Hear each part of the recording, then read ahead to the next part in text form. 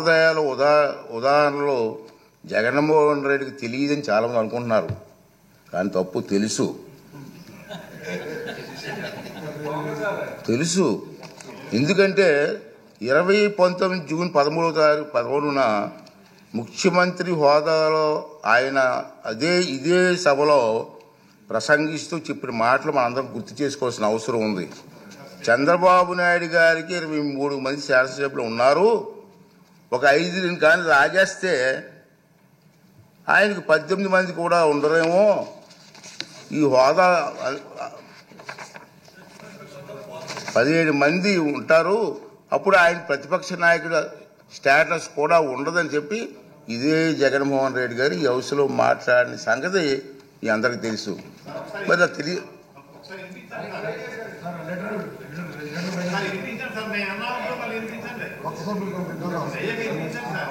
అదే చెప్తాం కదా.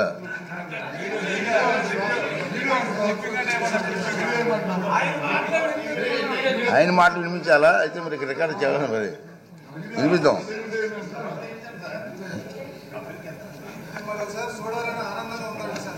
అతనే చెప్పారు నీకు హోదా పోయేదానికి అవకాశాలు ఉన్నాయి. మరి తెలియదనే మాట అది వాస్తవం కాదని చెప్పని అందరికీ అర్థమవుతుంది. ప్రతిపక్ష నాయకుడిగా గుర్తింపు పొందాలంటే సభలో కనీసం 10% సంఖ్యాబలం ఉండాలన్నది నిబంధన గురించి ఆయనకి స్పష్టంగా తెలుసునని సభాముఖంగా ఆయన చెప్పిన ప్రసంగం రుజువు చేస్తుంది. ఇలా కోరి మతిమరుపు తెచ్చుకోవడం మాజీ ముఖ్యమంత్రిగా, మాజీ ప్రతిపక్ష నాయకుడిగా ఆయన హోదాకు తగిన కాదని నా అభిప్రాయం. రాజ్యాంగం సభా నిబంధనల ప్రకారంగా స్పీకర్కు దురుద్దేశాలు ఆపాదించడం సభా హక్కుల ఉల్లంఘన కిందకు వస్తుందని మీ అందరికీ తెలుసు. ఈ పాయింటే. అయినప్పటికీ వైఎస్ జగన్మోహన్ రెడ్డి ఇప్పటి వరకు సాధించిన దుష్ప్రచారాన్ని సంధి ప్రేలాపనలు అంటాను నేను. మా సైడ్ సంధి ప్రేలాపనలు అంటారండి. సంధి ప్రేలాపనలను పరిగణలోకి ప్రేలాపనలుగా పరిగణించి క్షమిస్తున్నాను, సభాపతి హోదాలో క్షమిస్తున్నాను. ఈ ధోరణి ఇలాగే కొనసాగిస్తే భవిష్యత్తులో ఎలాంటి చర్యలు తీసుకోవాలనేది ఈ సభలోని సభ్యుల సమిష్టి విజ్ఞతకు వదిలేస్తున్నాను. రూలింగ్ అవునండి, మీరు సభాపతి చేశారు కదా.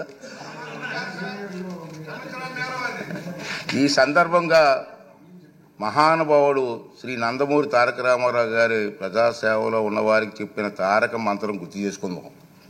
తారక మంత్రం సార్, ప్రజలే దేవుళ్ళు, సమాజమే దేవాలయం. ఈ శాసనసభ ప్రజలు అనేక దేవుళ్ళు నేరుగా ఎన్నుకున్న దేవాలయం. మళ్ళీ ఒకసారి రిపీట్ చేస్తాను, ఈ శాసనసభ ప్రజలు అనే దేవుళ్ళు నేరుగా ఎన్నుకున్న దేవాలయం. ఇది మనకు దేవాలయం లాంటిది. స్పీకర్గా నా బాధ్యత ఈ దేవాలయానికి నేను పూజారిగా పనిచేస్తున్నాను మాత్రమే, అంతే కదండి. దేవుడు తిరస్కరించిన వరాన్ని పూజారి నుండి ఆశించడం ఎంత తప్పు కదండి. దేవుడి నిర్ణయం 11 మంది ఇచ్చాడు, నన్ను ఏం చేస్తాను? పూజారికి నేను ఏం చేయగలను?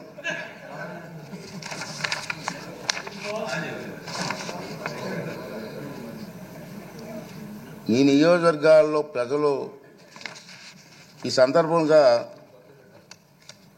వాళ్ళ సభ్యులు కూడా రావట్లేదు, మీరు చూస్తూనే ఉన్నారు. ఈ సందర్భంగా సభకు దూరంగా ఉంటున్న సభ్యులకి నా విజ్ఞప్తి ఏంటంటే, మీ నియోజకవర్గాల్లో ప్రజలు మీకు ఇచ్చిన గౌరవాన్ని, బాధ్యతను గుర్తు చేసుకోండి. మీకు సభకు దూరంగా ఉంటే మీ నియోజకవర్గాల సమస్యలు సభలో ఎవరు ప్రస్తావిస్తారు? వాటికి పరిష్కారాలు ఎలా సాధిస్తారు? ఈ బాధ్యతను గుర్తించి మిమ్మల్ని నమ్ముకున్న మీ ప్రజల గొంతు వినిపించడానికి సభకు హాజరు కావాలని, రాజ్యాంగం మీకు అప్పగించిన బాధ్యతను సమర్థవంతంగా నిర్వహించాలని విజ్ఞప్తి చేస్తున్నాను. నమస్కారం. ఈ రూలింగ్ తాలూకు ఇంగ్లీష్ కాపీని కూడా సభ రికార్డులో భాగంగా ఉంటుందని చెప్పి సందర్భంగా మనం చేస్తూ మీ అందరి దగ్గర సెలవు తీసుకున్నానండి. ఈ రూలింగ్ ఇవ్వాలనే ఉద్దేశంతో దీన్ని తెర వేయాలి. ఎక్కడో తెర వేయకపోతే పబ్లిక్ అందరికి తెలియాలా, అందుకే సామాన్యులకు అర్థమైన విధంగా చెప్పాలనే ఉద్దేశంతో నేను ఈ టైం తీసుకోవడం జరిగిందని చెప్పి మనం చేస్తూ,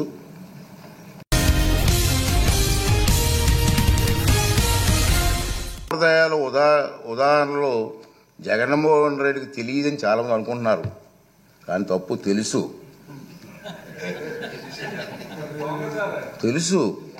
ఎందుకంటే 2019 జూన్ 13న ముఖ్యమంత్రి హోదాలో ఆయన ఇదే సభలో ప్రసంగిస్తూ చెప్పిన మాటలు మనందరం గుర్తు చేసుకోవాల్సిన అవసరం ఉంది. చంద్రబాబు నాయుడు గారికి 23 మంది శాసనసభ్యులు ఉన్నారు, ఒక 5 కానీ రాజేస్తే ఆయనకు 18 మంది కూడా ఉండరేమో, ఈ హోదా 17 మంది ఉంటారు, అప్పుడు ఆయన ప్రతిపక్ష నాయకుడు స్టేటస్ కూడా ఉండదని చెప్పి ఇదే జగన్మోహన్ రెడ్డి గారు ఈ హౌస్లో మాట్లాడిన సంగతి మీ అందరికీ తెలుసు. మరి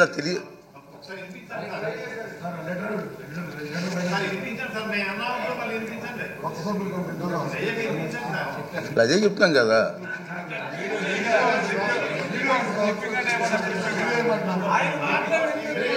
ఆయన మాటలు వినిపించాలా? అయితే మరి రికార్డు చేయాలి, మరి వినిపిద్దాం.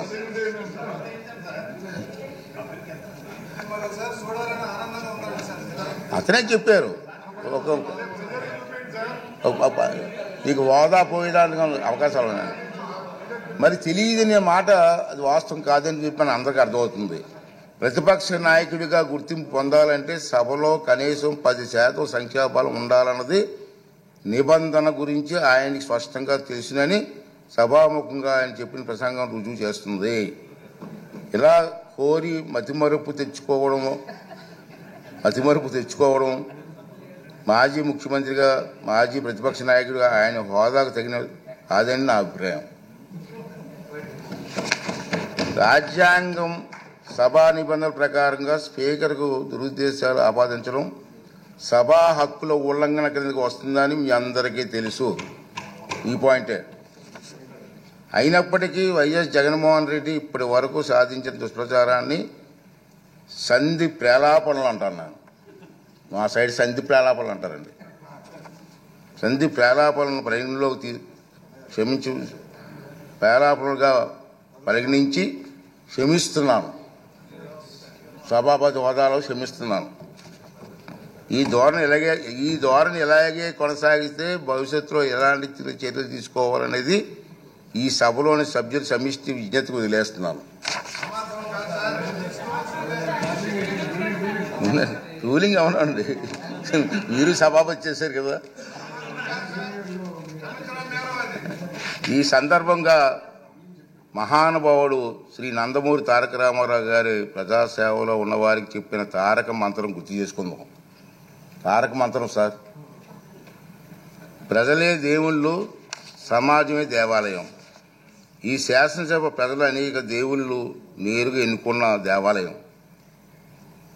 మళ్ళీ ఒకసారి రిపీట్ చేస్తాను, ఈ శాసనసభ ప్రజలు అనే దేవుళ్ళు నేరుగా ఎన్నుకున్న దేవాలయం. ఇది మనకు దేవాలయం లాంటిది. స్పీకర్గా నా బాధ్యత ఈ దేవాలయానికి నేను పూజారిగా పనిచేస్తున్నాను మాత్రమే, అంతే కదండి. దేవుడు తిరస్కరించిన వరాన్ని పూజారి నుండి ఆశించడం ఎంత తప్పు కదండి. దేవుడి నిర్ణయం 11 మంది ఇచ్చాడు, కానీ నేను ఏం చేస్తాను? పూజారికి నేను ఏం చేయగలను?